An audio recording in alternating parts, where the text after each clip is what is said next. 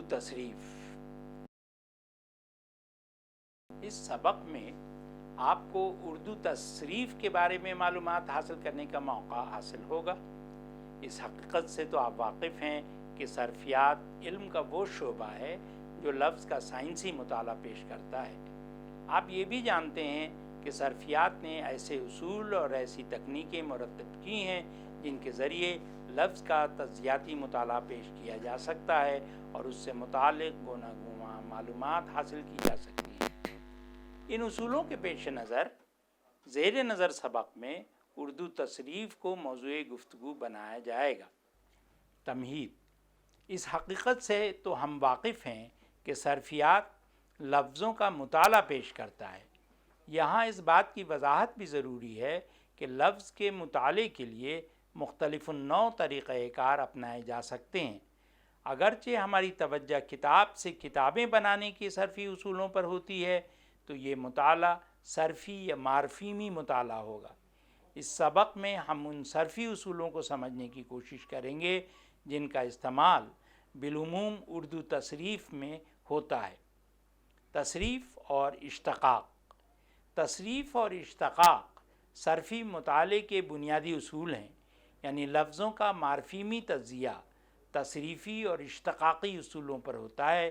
تصریفی عمل لفظوں کے اجزائے کلام میں تبدیلی کا سبب نہیں بنتا ہے، یعنی اسم تصریفی عمل کے بعد بھی اسم رہتا ہے۔ اسی طرح صفت تصریفی عمل کے بعد بھی صفت رہتا ہے۔ اس میں تعداد، جنس اور حالات میں تبدیلی تصریفی عمل کی مثالیں ہیں۔ یہاں اس بات کی وضاحت ضروری ہے کہ تصریفی یا اشتقاقی عمل مورفیم کے بغیر ممکن نہیں جو پابند یا آزاد ہوتے ہیں۔ پابند یعنی باؤنڈ مورفیم وہ ہیں جو کبھی تنہا اور مطلق حیثیت میں نہیں آ سکتے، یہ چسپیے اور بعض مادے ہوتے ہیں۔ اس کے برعکس آزاد وہ مورفیم ہے جو آزاد حیثیت سے استعمال کیا جا سکتا ہے، مثلا گھر، فلک، خوش۔ پابند مورفیم وہ بامانی اکائی ہے جو آزادانہ طور پر استعمال نہیں ہوتی۔ بعض اوقات ایک مورفیم کی کئی ذیلی شکلیں ہوتی ہیں اور انہی ذیلی مورفیم یا ایلومورف کہا جاتا ہے۔ مثلا اردو لفظ سوال کو جمع بنانے کے دو طریقے رائج ہیں۔ بعض صورتوں میں مورفیم آت کا استعمال ہوتا ہے جبکہ بعض دوسری صورتوں میں مورفیم او کا استعمال ہوتا ہے۔ یہ وہ صورت ہے جسے ذیلی مورفیم کے زمرے میں رکھا جا سکتا ہے۔ آت کا استعمال آزادانہ طور پر ہو سکتا ہے لیکن او کا استعمال محدود ہے۔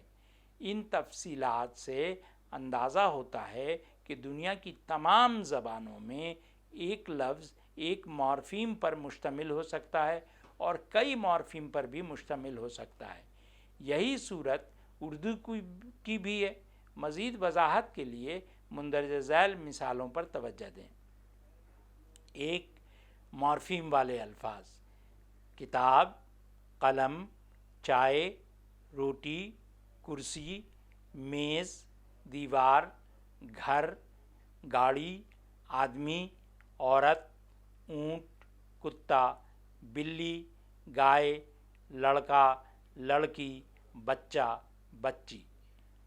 کئی مورفیم والے الفاظ: کتابیں، کتاب پلس این، قلم دان، قلم پلس دان، سنگار دان، سنگار پلس دان، چائے دان، چائے پلس دان، میز پوش، میز پلس پوش۔ اردو کے تصریفی عمل کو سمجھنے سے پہلے ضروری ہے کہ مادہ اور غیر مادہ، اصل اور غیر اصل کے فرق کو بخوبی سمجھا جائے۔ مادہ بالمقابل غیر مادہ، لفظوں کا مرکزی حصہ مادہ ہوتا ہے۔ بعض الفاظ دو مادوں کے مجموعے ہوتے ہیں، مثلا تار، گھر۔ مادوں کے علاوہ دوسرے اجزاء غیر مادہ ہوتے ہیں۔ بعض الفاظ محض مادے پر مشتمل ہوتے ہیں، بعض مادہ غیر مادے پر، مثلا قلم صرف مادہ ہے اور قلم دان یا قلمی مادہ پلس غیر مادہ ہیں۔ دقت یہ ہے کہ بعض اوقات مادے غیر مادہ بن جاتے ہیں اور غیر مادہ مادہ۔ مثلاً استھان ہندی میں ایک مادہ ہے جس سے استھانیہ جیسے لفظ مشتق کیے گئے ہیں، لیکن راجستھان، دیوستھان میں یہ غیر مادہ بن جاتا ہے۔ انگریزی میں ایبل مادہ ہے لیکن کنٹمپلیبل آڈیبل میں غیر مادہ ہو گیا ہے۔ اس کے برعکس خون، بار، اشک بار میں بار غیر مادہ ہے لیکن بارش، بارانی وغیرہ میں یہی مادہ بن جاتا ہے۔ یکساں ساخت کے الفاظ کے مقابلے سے ہماری رہبری ہو سکتی ہے کہ کسی لفظ کا کوئی جز مادہ ہے یا غیر مادہ، اصل اور غیر اصل۔ لسانیات میں مادہ اور اصل میں دلچسپ فرق کیا گیا ہے۔ اصل کا سوال صرف اس وقت اٹھتا ہے جب ایک مادے میں کسی قسم کی اجزاء یعنی چسپیوں یا دوسرے مادوں کا اضافہ ہو۔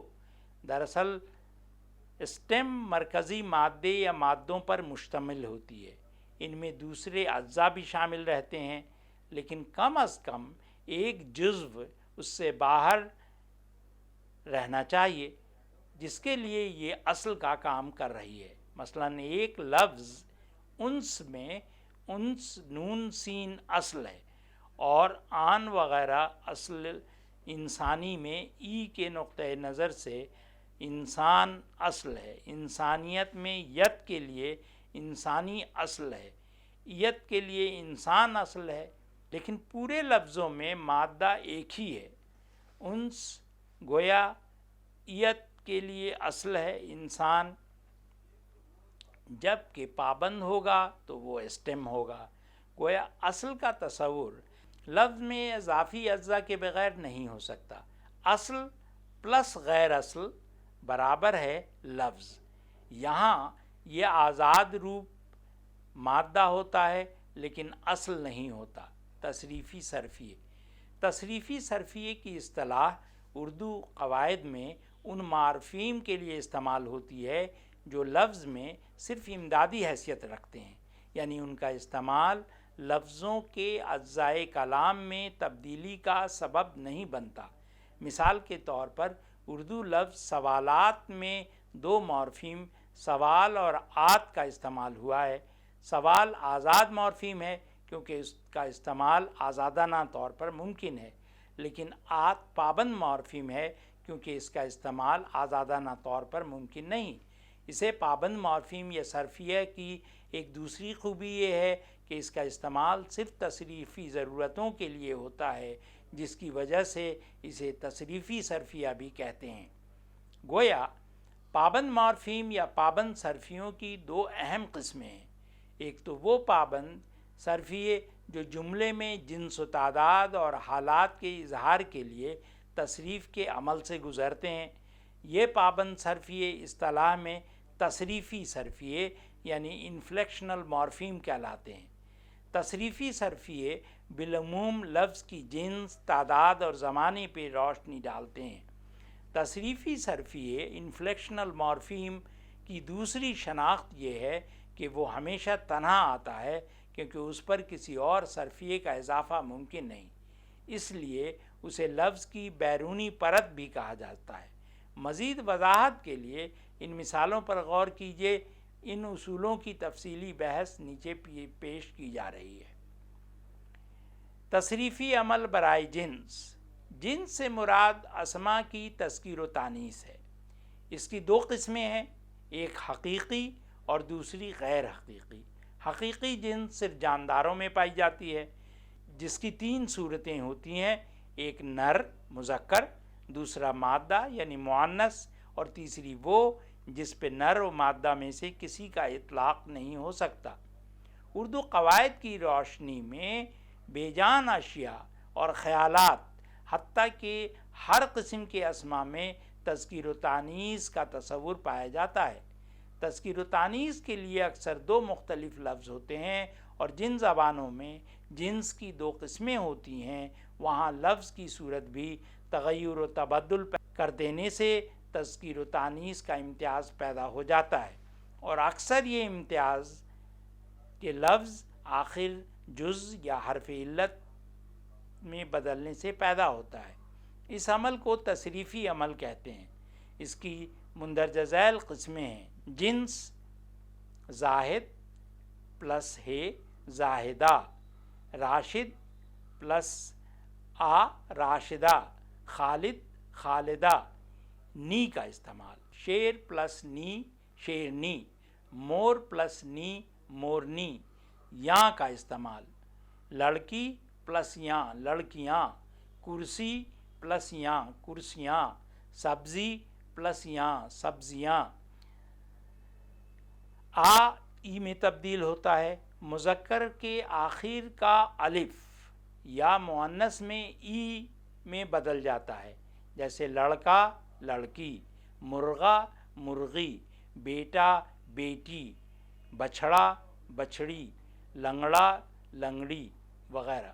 مسمتوں پر ختم ہونے والے بعض الفاظ کو مؤنث میں تبدیل کرنے کے لیے ای کا اضافہ بھی کر دیا جاتا ہے، مثلا برہمن برہمنی، کبوتر کبوتری، داس داسی۔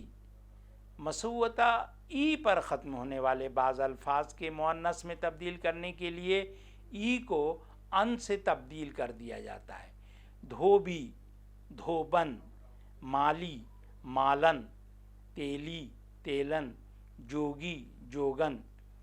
مسمتوں پر ختم ہونے والے بعض الفاظ کو مؤنث میں تبدیل کرنے کے لیے نی کا اضافہ بھی کرتے ہیں، چور چورنی، ڈاکٹر ڈاکٹرنی، ماسٹر ماسٹرنی، اونٹ اونٹنی۔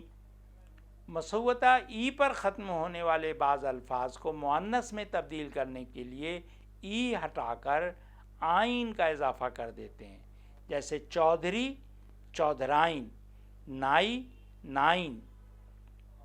بعض الفاظ میں آخر حرف دال کا حذف کر کے یا حذف کیے ہوئے آئینی کا اضافے سے مؤنث بناتے ہیں، استاد استانی، ملا ملانی، جیٹھ جیٹھانی، دیور دیورانی۔ اردو اور نیز اس کے ساتھ کی دوسری زبانوں میں جنس کی دونوں قسمیں پائی جاتی ہیں، اگرچہ ان میں باہم کسی قدر اختلاف ہے۔ سنسکرت میں جنس کی تینوں صورتیں ہیں، یعنی مذکر مؤنث اور تیسری۔ بعض غیر زبانوں کے مذکر مؤنث بعینہ اردو میں مستعمل ہیں، مثلا بیگ بیگم، خان خانم۔ عموماً مؤنث مذکر سے بنتا ہے، لیکن بعض مذکر ایسے بھی ہیں جو مؤنث سے بنتے ہیں، جیسے بھینس بھینسا، رانڈ رنڈوا، بلی بلاؤ۔ بعض الفاظ ایسے بھی ہیں جو صرف مؤنث استعمال ہوتے ہیں اور ان کا مذکر نہیں آتا، مثلا چیل، بطخ، مینا، بلبل، فاختہ، لومڑی، رنڈی۔ بعض الفاظ ایسے بھی ہیں جو صرف مذکر استعمال ہوتے ہیں اور ان کا مؤنث نہیں آتا، طوطا، کوا، اژدہا، تیندوا، باز، چیتا۔ چھوٹے چھوٹے جانوروں میں اکثر صرف ایک ہی جنس مستعمل ہوتے ہیں، مثلا مکھی، جگنو، چھپکلی، چھچھندر، کچھوا۔ اکثر اوقات الفاظ کے ساتھ نر اور مادے کا لفظ لگا کر مذکر اور مؤنث بنا لیتے ہیں، مثلا مادہ خر، نر گاؤ، یا چیتے کی مادہ خرگوش وغیرہ۔ جن الفاظ کے آخر میں آ یا ہے آتی ہے مؤنث میں یا معروف سے بدل جاتے ہیں، مثلا لڑکا لڑکی، شہزادہ شہزادی، بیچارہ بیچاری، بندہ بندی۔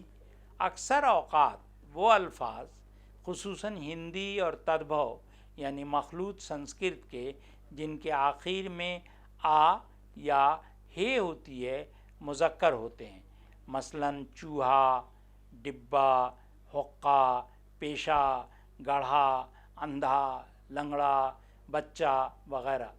لیکن اس اصول سے بعض مستثنیٰ بھی ہیں جو حسب ذیل ہیں: پوجا، بچھوا، مالا۔ عربی و ہندی اسماء کیفیت جن کے آخر میں تے ہو مؤنث ہوتے ہیں، مثال رفعت، شوکت، کرامت وغیرہ۔ زبان کے نام عموماً مؤنث ہوتے ہیں، مثلاً انگریزی، فارسی، اردو، سنسکرت، بنگالی، جرمن، فرانسیسی، کورین، مراٹھی، تمل، کنڑ، ملیالم وغیرہ۔ ایسے اسما جو آواز کی نقل ہیں مؤنث ہوتے ہیں، سائیں سائیں، چٹ چٹ، دھڑ دھڑ وغیرہ۔ دنوں اور مہینوں کے نام مذکر استعمال ہوتے ہیں، سوموار، منگل، بدھ، اتوار، جنوری، مارچ۔ دھاتوں اور جواہرات کے نام بھی مذکر ہوتے ہیں، چاندی البتہ مستثنیٰ ہے، سونا، پیتل وغیرہ۔ ستاروں اور سیاروں کے نام بھی مذکر ہیں، مریخ، چاند، ستارے۔